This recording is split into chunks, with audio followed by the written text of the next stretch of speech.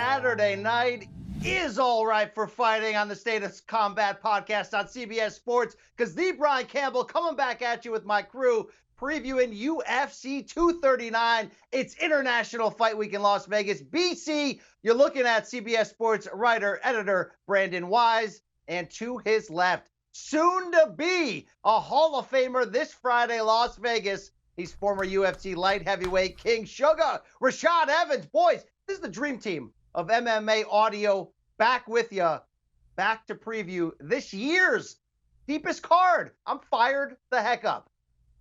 And I see why, man. This card is absolutely amazing. I mean, you got John Jones, you got Amanda Nunes, Holm, and you can't forget about Maheta, Thiago Santos.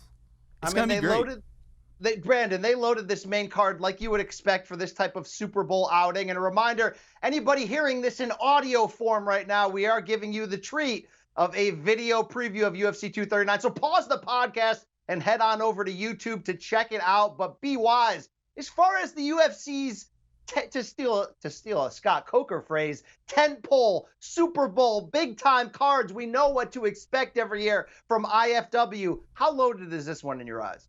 This is about as big as it gets because you've got two of the greatest MMA athletes of all time competing, not just at the end of their careers, in their prime still, against competitors that are going to give them more problems than people are letting on. Don't let those betting lines fool you, folks. Thiago Santos is a problem, and so is Holm. Plus, you've also got a big name in Ben Askren coming back after his win over Robbie Lawler. And he's going to get a guy in Masvidal who is as game-bred as they come. I just think in terms of scope and in terms of name value, you've got something for everybody this weekend in International Fight Week. Now, Rashad, I checked your resume, if you will, which is a Hall of Fame resume, if you will, and I know you will on Friday night at the Palms in Las Vegas. You never had the chance to fight during IFW, International Fight Week, but you've been around a long time. How big is it for a fighter to be on this type of showcase? It's huge because, this is the most, like you said, this is the Super Bowl, to be on this card, to be able to, be on the stage and have your name along the signs of John Jones and Holm and Amanda Nunes and all those other names. It brings a lot to your profile if you're not one of those big guys. And, even if you're Diego Sanchez and, you've been in UFC for a long time, and you haven't been on the main card in a while. Now you're on the main card, in a big way. So it's absolutely huge for a fighter. Now, I don't know if this is the most loaded International Fight Week card we've seen. I got to go to UFC 200 a few years back, 2016. I know that was a good one, yeah. In the end, we didn't get that DC Jones main event that we all wanted and expected. But when you had Brock coming back and you had a kind of loaded, like we've never seen loaded. I don't know if you guys remember, I got it in front of me. The worst fight on the card was a Jim Miller Takanori Gomi. You had Gegard Mousasi in the second fight. These are like Fight Pass prelims. And you go on and up. When you got TJ Dillashaw, Sage Northcutt, Kelvin Gastelum on that, preliminary card, and then that loaded one, Aldo Edgar 2, on and on, Cain Velasquez's comeback.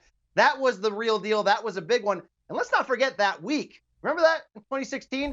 UFC gave us Joanna Claudia 2 the 2 nights before, Eddie Alvarez RDA the night before. That was one hellish week right around the time of that sale. But they're back with a big one, 2 title fights. You guys hit the big narratives off the top. Maybe the best fighter in women's history, maybe the best fighter of all time, headlining this card, and a people's main event, like you mentioned there, Brandon, between Askren and the realest of the reals, Masvidal. I'm fired up. I'm ready. Let's dig this thing up. Let's peel back the onion. You may cry a little bit, but I'm fired up for this, all right? Rashad, before we do that, IFW also has the Hall of Fame. We've been talking for weeks on this show what an honor it is for you. We're proud of you. You're going to be up on that podium. You may cry yourself. You're going to be talking about the memories. But I always love to ask this of athletes. What's the one memory? What's the one thing memory you put on them, that you want to frame and put above the fireplace over your great career? Man, there's so many. I would just have to say, it was winning a belt.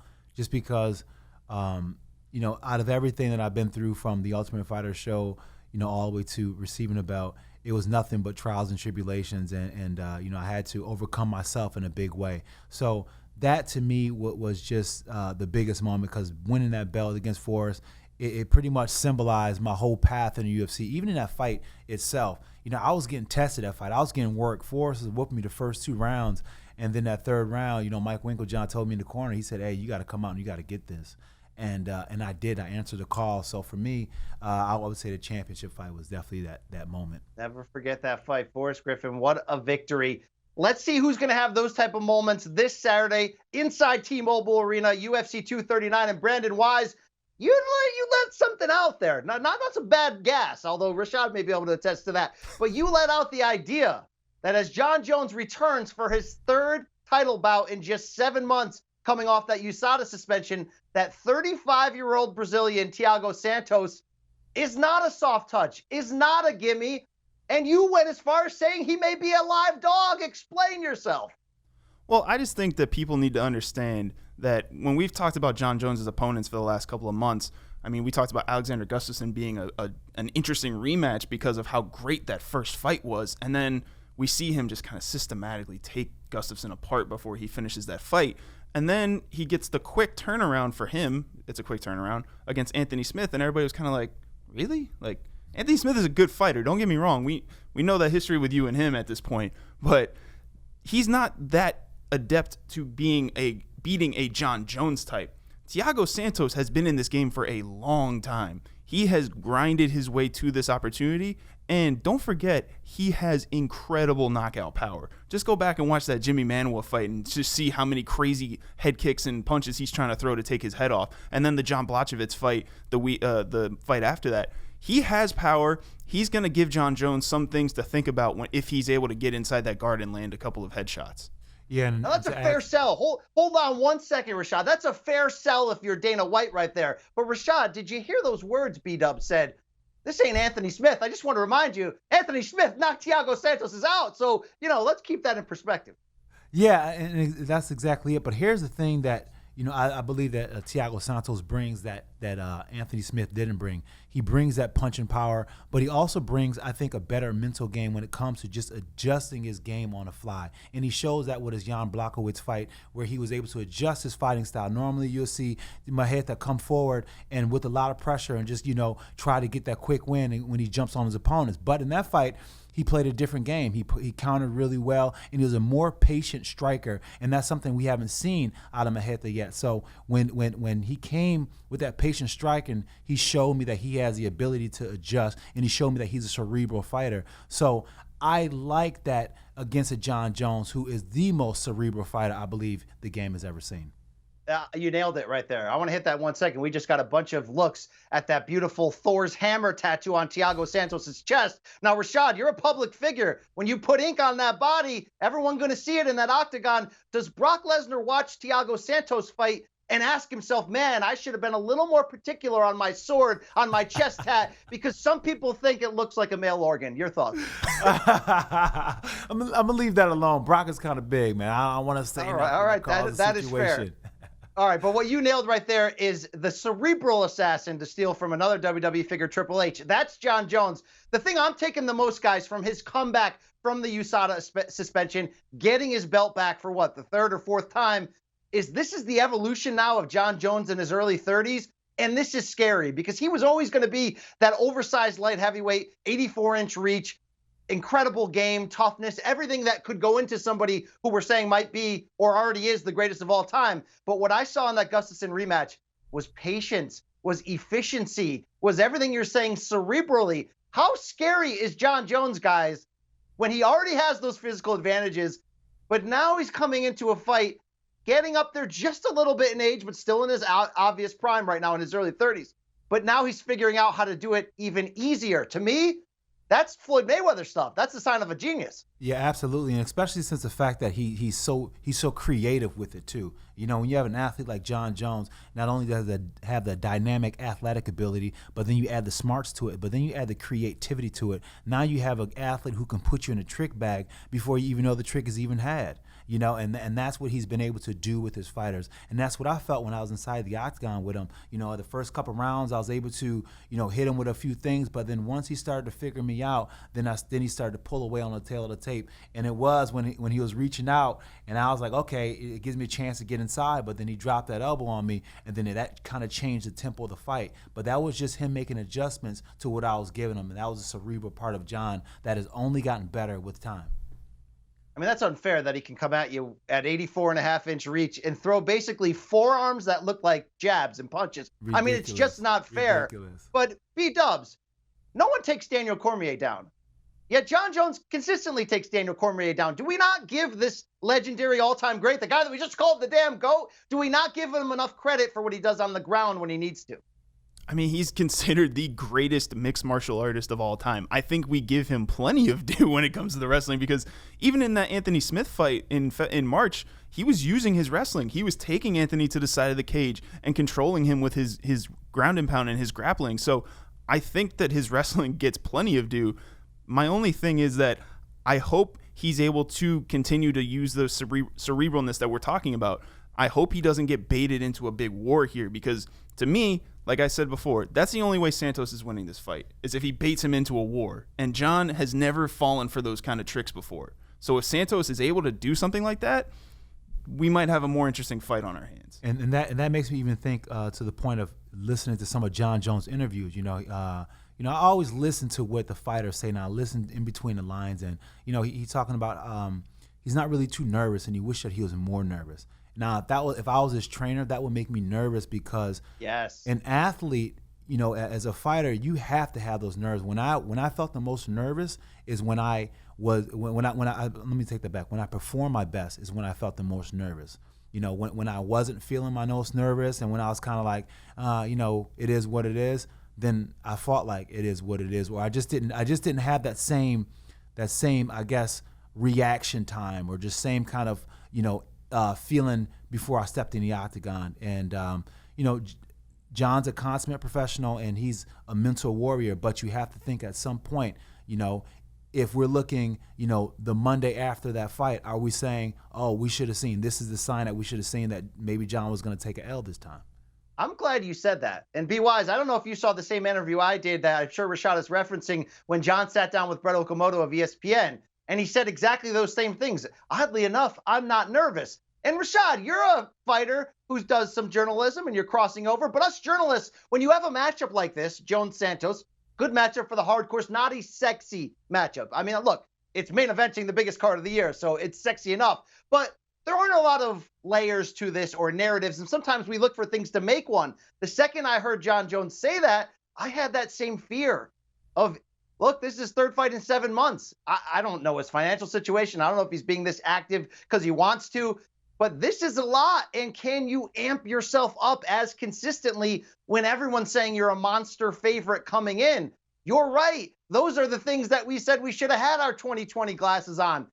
This is also John Jones, though. And if Brandon Wise, if he correctly, like you predicted, if Thiago can get him into a war, when have you ever seen John Jones dropped? Any war I've seen him in, the guy bites down on that mouthpiece, and he doesn't just have the GOAT ability, he has one of those GOAT backbones as well.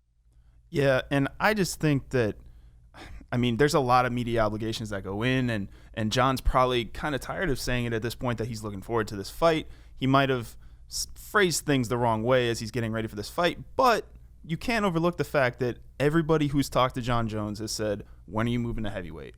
When are you going to dare to be great and move up in weight?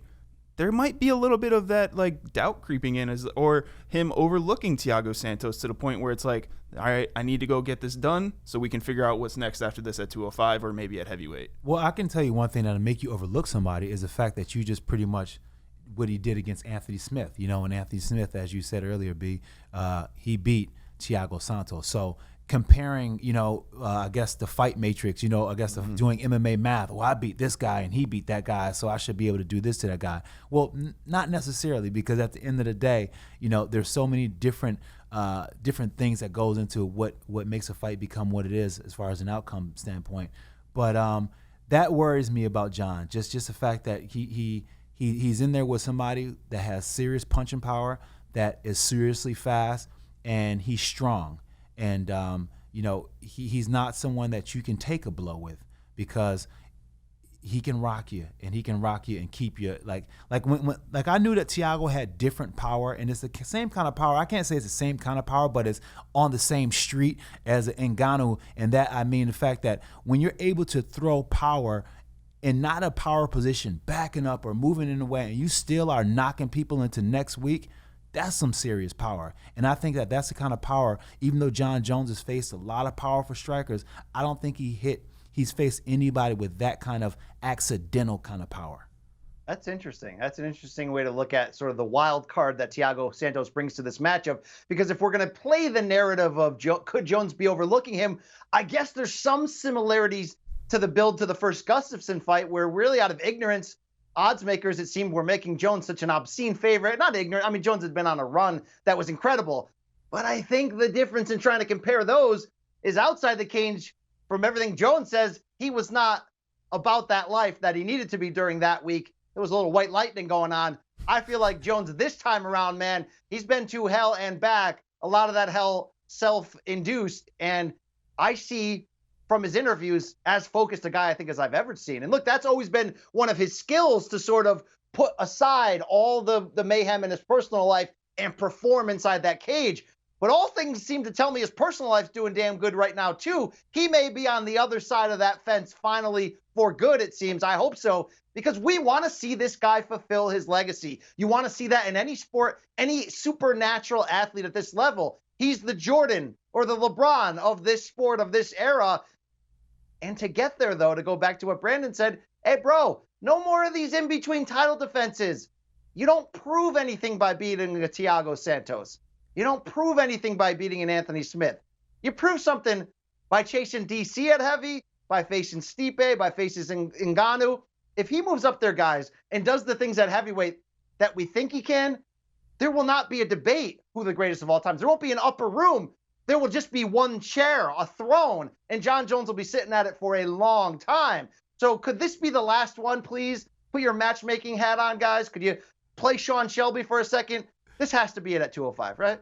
I would say so, just because of the simple fact of this right here. I don't believe the light heavyweight division has matured enough yet. I mean, we've got some pretty good showcases on Saturday, with Manifield and stuff like that. And those light heavyweights that performed on Saturday look like they can be some contenders one day, but they're not mature yet. And I think that, maybe by the end of the year or 2 years, whatever the case may be, Jon may have some true competition at the 205 weight class. But I think right now the smart money is definitely a matchup at heavyweight. You got to let him get those guys up there, right? Like, that's what you mean. Alonzo Manifield, Johnny Walker, you got to let these guys grow. You can't just keep feeding them to Jon Jones to suffer a terrible defeat, because then you have nothing to build on anymore. Because one day, sorry about it, but Jon Jones isn't going to be here anymore, and you need somebody that's going to be able to take the reins and run this division. So exactly what Rashad said there. I think that it is time for Jon to move up.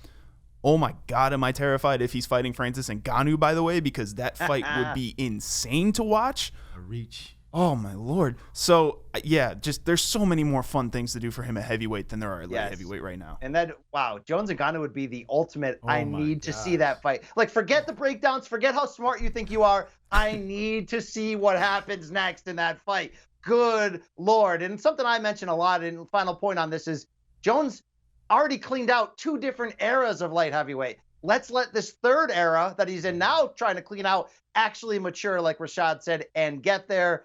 But look, we are watching. I think sometimes we have to pinch ourselves and remind ourselves we are watching a special athlete, and he'll try to continue that run on Saturday. Speaking, though, fellas, of special athletes and fights I really want to see, it is that co-main event when Amanda Nunes either puts one of her 2 UFC titles and then that third title of greatest of all time, or maybe some people think she needs a victory here to finally secure that. But the key part about this matchup against Holly Holm, the former champion at 135, is this is the last remaining former or current champion in the 2 weight classes where Nunes has dominated that she has yet to face. Historically, it seems to make sense that this matchup would be booked. And guys, you ready for this? Holm's a live dog, brother. Styles make fights. You can't do MMA math, just like Rashad said. Holm will be in this fight. I really care about how this is going to break down. Yeah, absolutely, man. This one is exciting to me, and I think about this fight, and I'm trying to think of how it's going to play out, but it can play out in so many ways.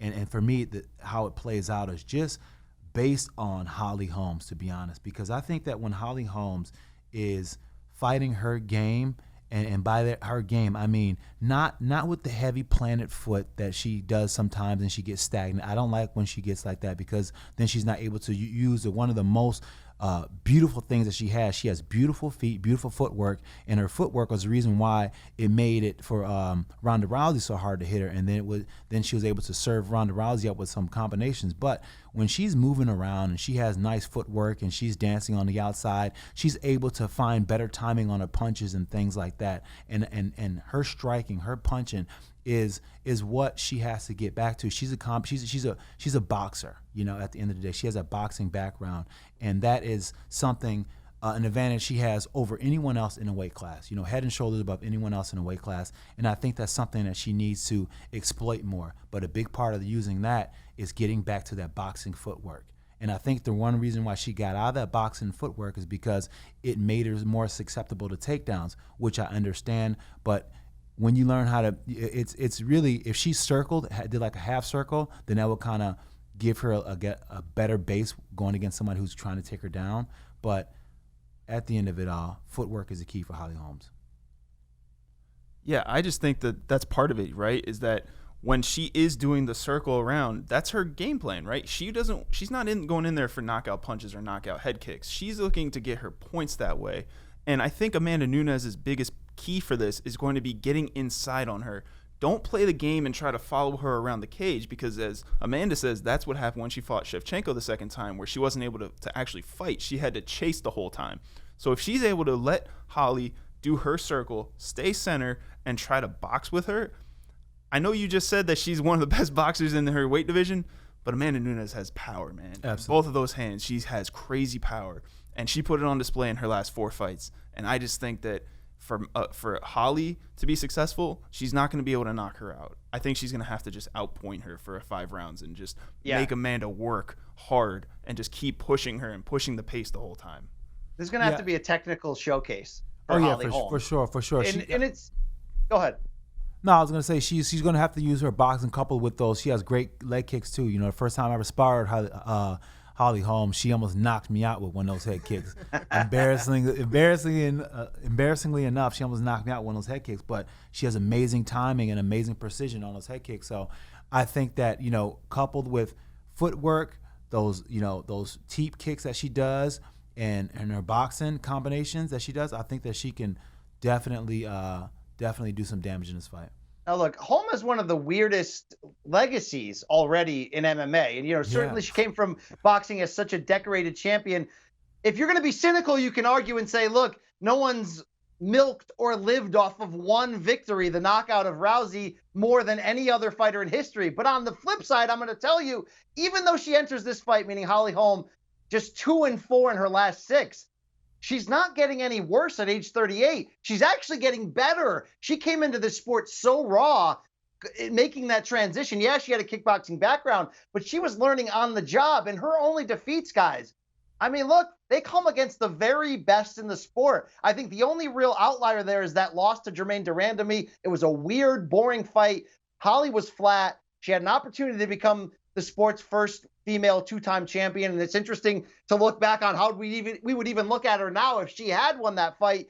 But when she loses, she never gets physically dominated. She doesn't get stopped. Yes, she had issues with Cyborg's power and ultimately Cyborg's technique, but Holly is a tough puzzle to figure out. And when you look at this run that Nunes has been on, it's been brilliant, but she's fought every opponent, even against Cyborg, she had some kind of advantage, whether it be height or reach. I'm never here to say that's the reason why she won. I'm just saying Holm will be the first fighter who has a longer reach, who is the same height as her. Cyborg matched up well with her, but that fight ended before it started. If Holm can take Nunes into deep waters, we don't fear Nunes gassing out like we feared earlier in her career in the loss to Kat Zingano in the first Shevchenko fight. But it could get interesting if Holm could avoid the big shots early and make this a chess match, make this more about X's and O's than anything else. That's where I think the live dog element comes from, because you could see the age, but Rashad, she's almost getting better with age. Yeah, she is, and that's the work ethic of Holly Holm. She's one, she stays into the gym, and she always is just, critiquing her performance and not afraid to hear critique. And that's what I think that an athlete gets true growth like she's gotten. But, like you said, the losses that she has fought, she's never been, truly dominated. These girls are, it's been some really tough fight against some really stiff competition.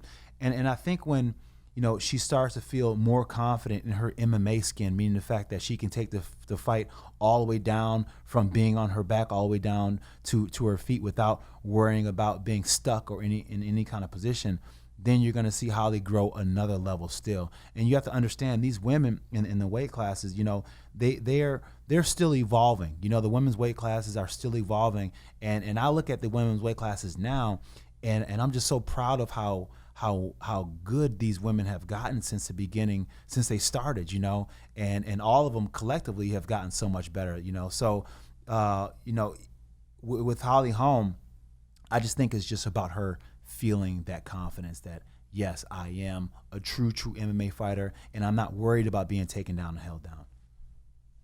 And, be wise, I say it a lot. She looks personally refreshed. I know she's coming off a divorce, but she's a true artist, and great artists in history, Bruce Springsteen among them. Post-divorce, they come out and do their best work. So what I'm saying here is, you called me a hedger.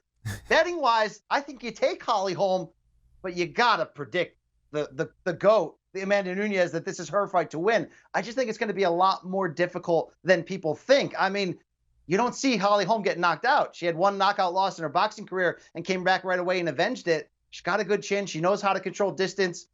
What does this fight end up looking like, though, Brandon Wise, once they touch gloves Saturday night?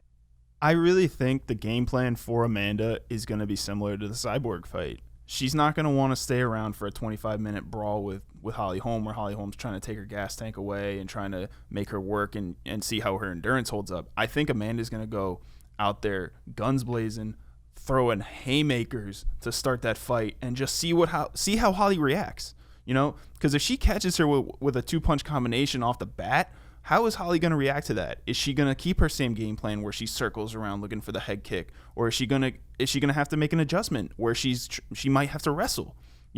She might have to change up something that she's not used to doing, depending on what Amanda does. I just think Amanda's game plan has been pretty similar in all of these fights, where she just goes for it, and if she goes for it, she's going to finish. I think she'll finish Holly in the third round. I think this is going to be a third-round finish. Well, I mean, with the brilliance that is Amanda Nunes, the champ, what impresses me most about her is just the pressure that she brings forward. She calls herself the lioness, and you can really see that when she fights, because she brings pressure, not like a lot of other people. She stalks at such a steady pace where she's not getting herself overcommitted, and she's able to fire back in rapid pace where she's just outside of the reach of her opponent, and she's able to fire back and be in range and land those power shots. That's been a brilliance of Amanda Nunes. And then when she gets her opponent thinking that she's only striking, then she's able to transition and do something else. It's the transitions, it's the punching power, it's just the confidence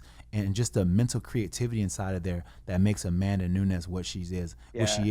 And I'm just so here's where I'm thinking, the knockout with Cyborg could have done one or two things. One, it could have said, I have this serious power I can just sit back on, and when I'm patient enough to find it, it's going to come again. Or it can make her be like, I got this knockout power, I'm going to go and hunt for the knockout. Now, that will be a problem against somebody like Holly Holm, who is an amazing counter striker. Very true. But, you nailed the superlatives on Nunes. Another thing is, she's insanely accurate with that right hand. I mean, it's her money punch. And you look at everyone she's fought from Tate on the way through, she lands that thing hard, consistently, early, sends that message. So if she does have the strategy, like Brandon said, of attacking early, this is what makes this matchup so good. Holm is that perfect counter striker. We're really going to see some high-level chess on display there. Can't wait to see this fight. Again, I don't think you can do anything but pick Nunes, though, on the run that she has been going through. Guys, let's get into, to quote the great The Rock, Dwayne Johnson, and not quoting Ariel Helwani here, the people's main event, the one that you could argue, guys, could headline any other non-pay-per-view card in the calendar year for UFC. It's Jorge Masvidal. It's Ben Askren. It's two red-hot welterweights, not only from their performances in the cage, but certainly personality-wise. These guys can talk. They do not like each other. You heard Jorge Masvidal on the show in the past few weeks spitting hot fire. Style-wise, though, Rashad, what do you love about this matchup? Stylistically speaking, what I like about the matchup is that both of these guys want to fight on a stylistic. But honestly speaking, here's the thing about it. I'm gonna keep it real. Ben Askren is so entertaining since he got into the UFC because it's trash talking and all that stuff. But watching Ben Askren fight is not the most exciting thing in the world. That Robbie Lawler fight was an exciting one, but apart from that, all the other ones I've seen has not been the most exciting thing. So when you say what am I liking stylistically about this, I like the fact that Ben Askren is going to go out there and put his nose to the grindstone and do what he does best, which is find a way to get the guy to the ground and to dominate him any way possible and look for the finish. That's what he does. And when you're looking for somebody, he's not going to strike. He's not going to be one of those guys who's going to wow you with anything on his feet when it comes to a stand-up. Now, there lies the rub. Because then you have somebody in Jorge Masvidal who is extremely fluid and extremely nice with his hands, with his kicks, with his setups. So I think, and he has decent ability to keep the fight where he's going. But then this is just like the Damian Maia comparison. His black belt to another black belt in the UFC is just a different level. And I think when it comes to wrestling, I think Ben Askren has just a different level of grappling that is really hard to train for. And I think it's going to be an exciting matchup just because of that. Because Jorge Masvidal knows this. I can't not let this guy get his hands on me because he will fatigue me. He instantly drains you because it's so hard to get out of his funk.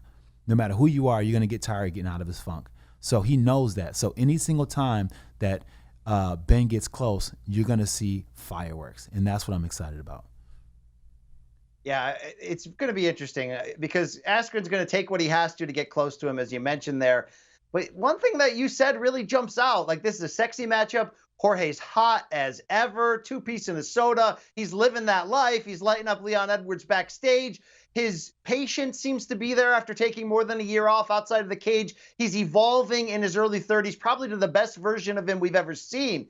Yet none of that may end up mattering in the end, because I think if Ben Askren showed you one thing in that Robbie Lawler match, and yeah, it had a weird ending and you can go either way with it, I think he showed you he has major league toughness. Whatever you're going to say about his striking ability, he's arguably the best wrestler in the MMA cage in the world, but he showed that backbone against Robbie Lawler, not going to panic. Look, some guys come from faraway lands, Rashad, and they got a big reputation, whether they're coming from Bellator, the old World Series of Fighting, or across the pond, and they get into that cage and things are a little bit different and the lights are a little bit bright. I think Ben Askren showed you against Robbie Lawler. He's here to sell pay-per-views eventually. He's here to get his hands on that welterweight title. He's here to come after your boy Marty, by the way. His words, not mine.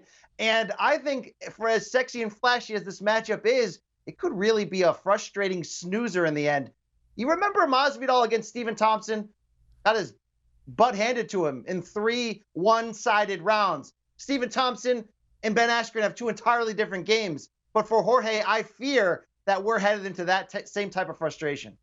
Yeah, I totally agree, and that's why when you asked me about the matchup stylistically, that's why I said what I said, because this can be a landslide in the favor of Ben Askren, just because of the simple fact that Ben is able to hold someone down on the ground and just gum up the action like that, and as you said, his wrestling is just different. You know what I'm saying? And you've seen Jorge get taken down before, but then you can't forget that this is a different Jorge as well too. So it's just a matter of there's so many questions, because the Jorge that I've seen as of lately, that's not the Jorge that I'm judging that has been taken down and been held down or been frustrated while trying to get up and looking at the referee trying to get a stand up. This looks like a different Jorge. If this different Jorge is true, then I think that this is a lot better fight airing on his side. But if that one is showing up, the one who wants to be stood up because he's being taken down,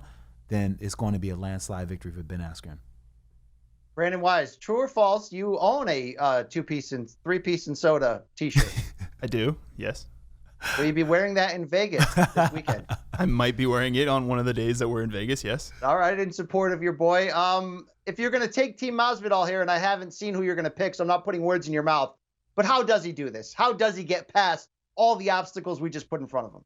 I think that the best way for him to be successful is to take the Robbie Lawler game plan, bring the fight to Ben. Don't get caught in trying to be in the clinch game and trying to get close to the legs, because if you do, then Ben's going to just grab your leg and not let go. So I think the best way for Jorge to win is to pick his spots from the outside, land clean. He's going to have to land clean, because if he's just in there catching him on the side of the head with the protection up, then he's not going to get any points out of that. The way for Jorge to win, he's going to have to get in his guard. He's going to have to prepare for those takedowns, because as you told us a couple of weeks ago, when you're fighting a wrestler, you got to train those knees. And if Jorge's in there training right now with those knees and those flying knees to catch Ben on the income, then I think Jorge can finish that fight that way. And I think that's the best way for him to get the win. And you are right, by the way, I did pick Jorge to win this fight. Wow. Here's what I got a little follow up, and I would say this. I would say that in order for Jorge to win this fight, he has to make Ben do what he is absolute terrible at, and that's just stand up. And that's just what that is doing. That's giving him a long enough rope so he can hang himself. Mm-hmm. You know what I'm saying? If he keeps him standing up and stay on the outside, moving around, using his movement, peppering him with the jab, bloodying his face up, then you're going to see Ben Askren, that cool, calm, collected, start to fall apart, because when your face is getting busted up and you have no answers to close the distance, then that's where the problem comes. I think if he tries to go and he fights with aggression, I think Ben Askren is so slick and so smooth. The minute those shots starts firing, he hits him one, he's slipping underneath, grabbing a hold of him, and Ben is so strong that he can just barely just grab you a little bit, and then pretty soon he's going to be secure to your body, and that's one thing that he had. That's his advantage. So you don't want to touch him at all. You want to use a lot of movement on the outside, pepper him with your jab, pepper him, and then you put him in a position to try to close the distance with his hands, which he's going to have to, and then he's going to get frustrated. Yeah, Ben's got that old man strength, that Danny Hodge strength, that let me put a watermelon in my arms and squeeze it on social media strength, that whole, like, when you're a kid, your dad could reach his hand over a fence and pick you up by, like, the back of your shirt. That kind of strength, we're going to see it on display. Hey, guys, I mentioned this card, UFC 239, full of sexy matchups. True. But there's no sexier male on this card. How's that for a transition? Than the one and only Luke Rockhold. And Brandon Wise, you are outnumbered in this preview, because I'm a Luke Rockhold guy. We don't have favorites. We don't have favorite fighters, right? Yeah, right. And Rashad trains with the great Luke Rockhold, but he's moving up to 205, making that debut against Blachowicz. So, my man, he looks good. He fills out a Ralph Lauren ad very well. His DMs are probably sloppy. But are those chin problems on the elite level going to follow him to 205? That's the question. Be Wise, what do you got, bro? Man, I have just got to say, I know, Rashad, you train with him a lot. I just hope, for the love of God, you have told that man to keep your hands up, because if he does not keep his hands up when he's fighting against somebody like Blachowicz, who, by the way, we talk a lot of smack about him, about he's a European guy. We don't really know much about his backstory. That dude can fight, and he's got some power. I know that we talked about it before with that Thiago Santos fight, but Blachowicz was in there throwing bombs too, and he can hit hard. So Luke's going to have to try to keep the distance with this fight. I really hope his chin holds up, because I don't want to see another sad story like we did with the Michael Bisping fight. I just hope, for his sake and for your team's sake, that this guy, he's learned to keep his hands up and he fights smarter, because that was part of it, right? Is like against David Branch, he fought really well. Mm-hmm. He had a really good fight that night. But then against Yoel Romero, he gets hit a couple of times and it feels like the game plan just kind of goes out the window. So I really think he's going to have to show us something new here at 205 as opposed to what he was looking like at middleweight.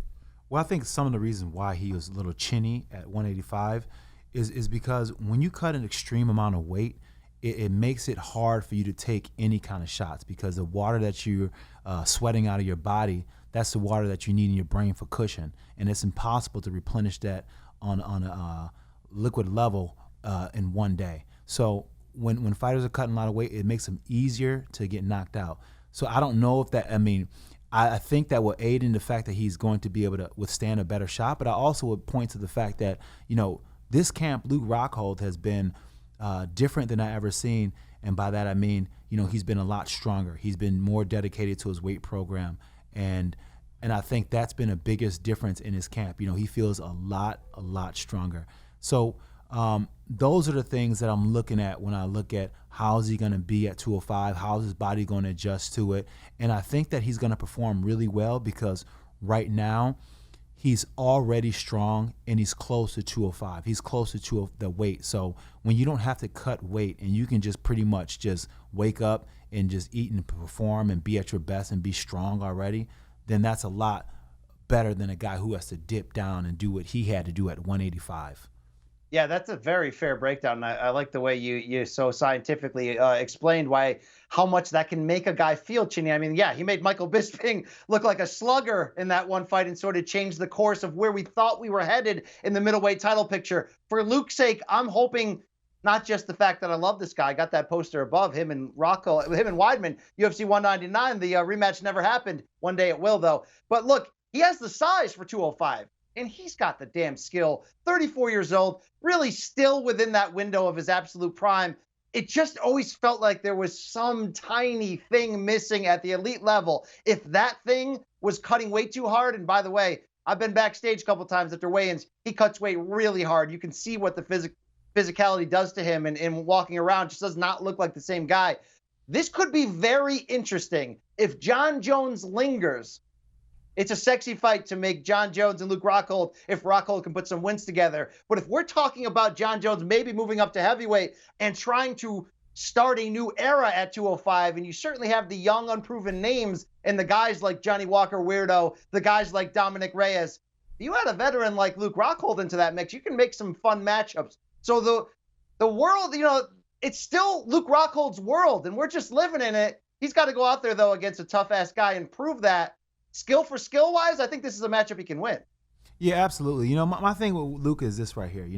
Luke has all the talent in the world, and he's so talented in so many areas. But the thing about it is, when you're good looking, you're talented in so many areas, your attention is spread out in many different ways. And Luke is a model, so his modeling career takes precedent, and it takes a lot. Yeah, how do you train hard when people are texting you nudes? How do you keep training that hard? I don't know. Well, maybe you actually train harder. Maybe I don't know. Yeah. So that's the thing, and plus, when you get to the point where you're on the later half of your career, then you start to think of, okay, I'm closer to the end than the beginning. So then your priorities start to shift more towards things that are outside of the cage, things that are going to be there to build you up, things you're going to be able to lean on when you get done with fighting. So that's the kind of thing that you have to have somebody there to say, okay, I see you focusing on this, but I see you focusing, and I see you getting away from your main focus right now, because there's a time for that, but then there's a big time for focusing on and being present in what you're doing right now. And if you're not able to have somebody there or do it yourself, then it's going to be a problem. Brandon Wise, does this guy move on? Does he survive in advance? Does he get one step closer toward a possible title shot? And look, with a name like that, it's not going to take him long should he get a victory here. If what Rashad is saying is true, and he has that power now, that he's going to be physically stronger again, and he's going to look like the Luke Rockhold we saw in like 2014 and 2013 when he was dominating, I think he can.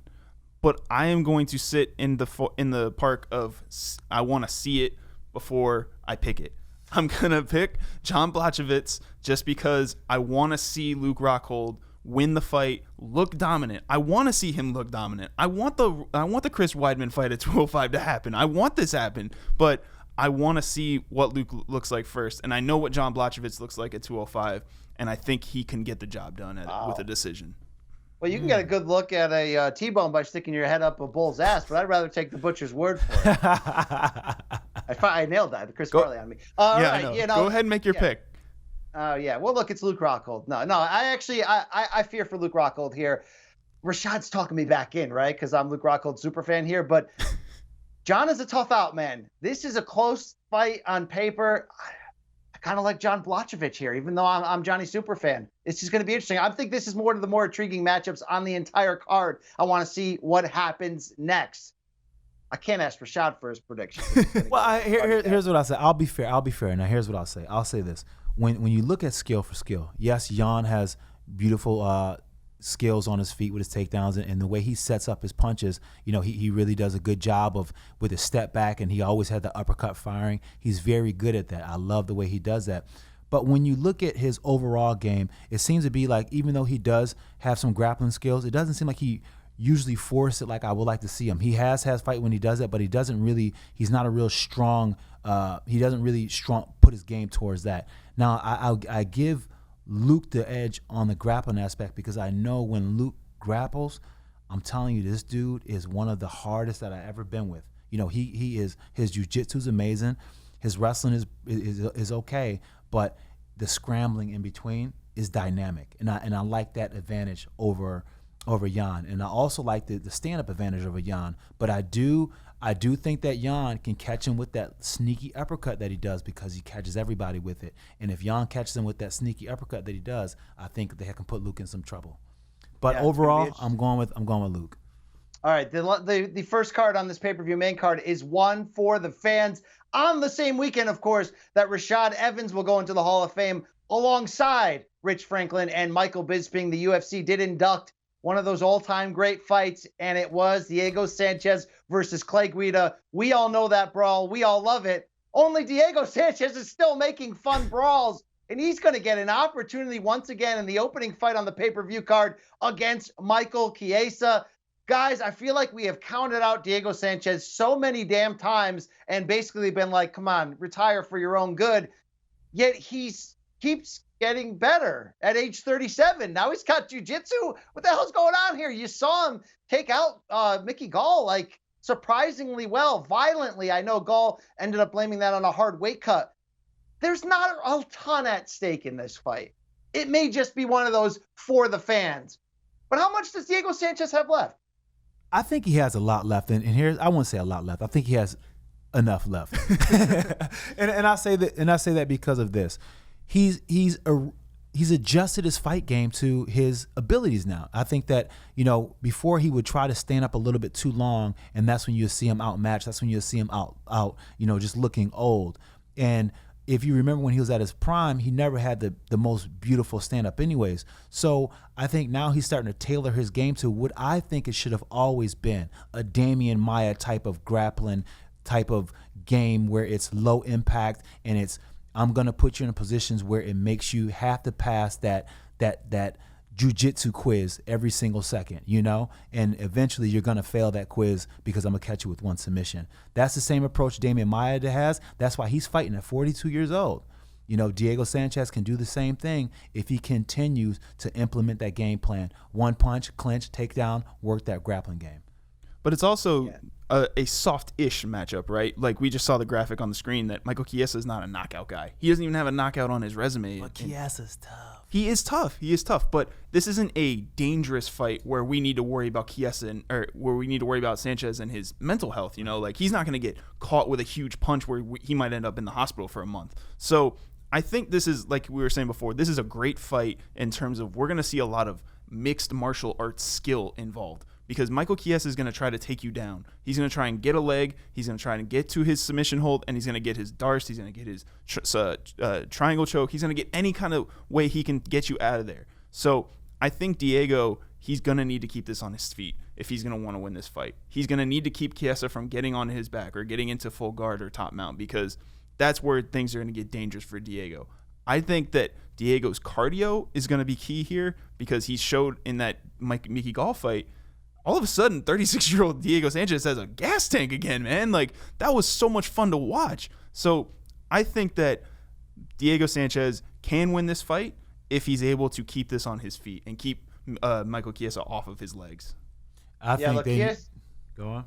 I would say Chiesa coming off a big win there over Condit, but is it really big? I think if Chiesa's shown us anything since moving up to welterweight, is that he's still average. He still doesn't have an elite level win. He still loses to the very best. He could really use this win to try to make one more run and put it together.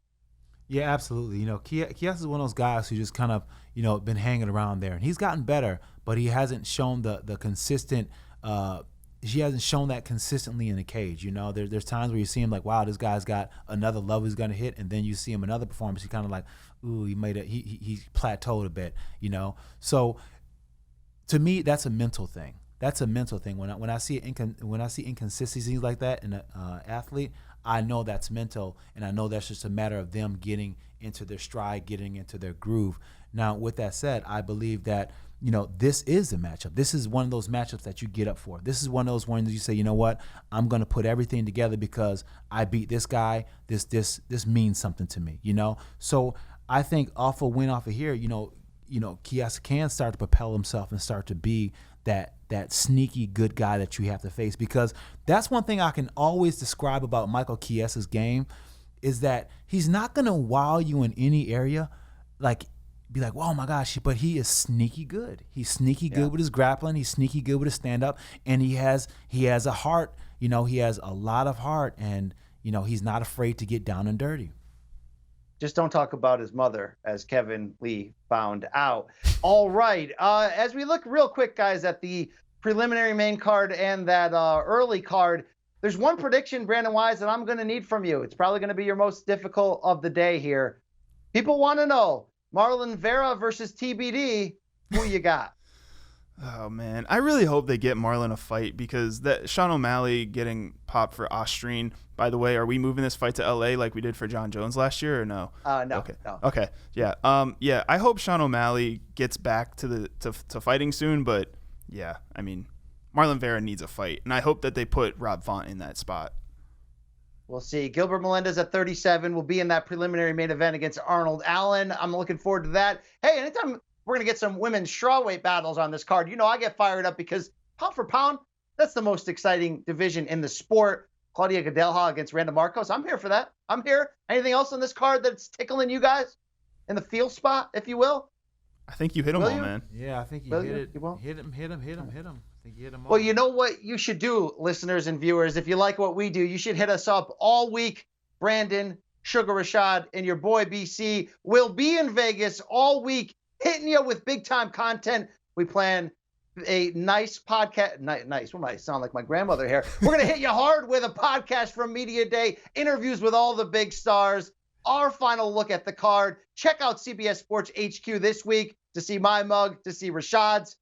Tune in. UFC Fight Pass, the Hall of Fame ceremony as Rashad enters the land of the immortals, if you will. And please check us out every Tuesday on Apple Podcasts, Spotify, CBSSports.com. Wherever you can find fine audio, you can find the State of Combat podcast. One episode a week for boxing, one for MMA, and one for pro wrestling. Final thoughts, guys. UFC 239, Saturday in Vegas. What do you got? Man, I'm just excited. It's going to be a big weekend for me, emotional one for me. I just hope I don't cry too much at the Hall of Fame ceremony, or just have like that Michael Jordan picture, that one tear coming out. I don't want to have that circulating. But I'm just excited, man, and I just want to thank all the fans and in the UFC for with this honor. It meant the world to me to be able to go out there and perform for you guys, and have this as a final goodbye is amazing. Love it. Be Wise, your first trip to Las Vegas. Can't beat this, right? Can't beat it, man. I'm going to probably lose a lot of money. And gain a lot of weight. That's what happens in Vegas, and it will stay there. Follow us on Twitter at State of Combat for your performance-enhancing audio each week.